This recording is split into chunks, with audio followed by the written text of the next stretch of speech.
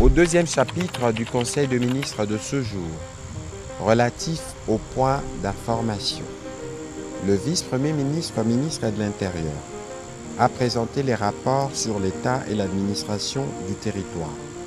S'agissant de l'État et de l'administration du territoire, au cours de la semaine qui s'est achevée, l'état d'esprit de la population a été globalement marqué par la condamnation par l'opinion nationale de l'engagement de l'ancien président dans son entreprise avec l'armée rwandaise et ses supplétifs du M23 AFC pour renverser les institutions. L'accueil favorable par l'opinion de l'initiative prise par le ministère de l'Intérieur pour obtenir auprès des instances judiciaires la dissolution des partis politiques dont les leaders sont engagés dans la guerre d'agression. Sur le plan politique, il a présenté la situation liée à l'installation et à la prise en charge de conseils communaux à travers toute la République. La situation présentée est assortie des propositions en direction du gouvernement. Dans les chapitres du banditisme et de la criminalité, il est revenu sur le phénomène de braquage qui s'observe de plus en plus dans certaines villes.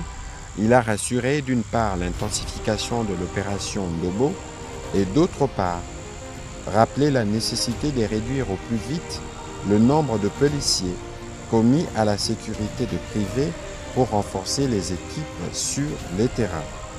La situation frontière et l'opération de démolition de constructions anarchiques ont également fait l'objet du rapport présenté par le vice-premier ministre, ministre de l'Intérieur.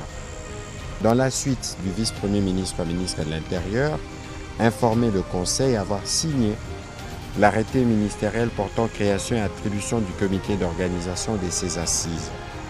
Cet arrêté donne comme mission principale à ces comités d'organisation la conception, la coordination et le suivi de toutes les activités relatives à la préparation et au déroulement du FNAC.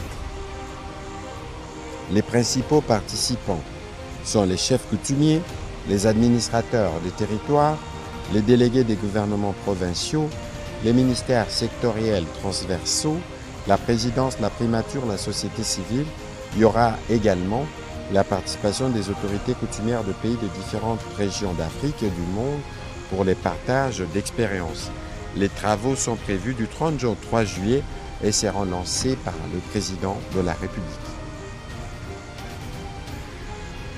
Toujours sur ces chapitres sécuritaires, le vice-ministre à la Défense nationale a complété le vice-ministre de l'Intérieur en revenant sur les points saillants de la situation opérationnelle dans les différents fronts, spécialement dans la partie est de la République démocratique du Congo et de la calmie relative observée actuellement dans les triangles Kinshasa-Congo central-Grand Bandundu, conséquente à l'opération Ngemba menée par les FARDC pour neutraliser les Mobondo et restaurer l'autorité de l'État.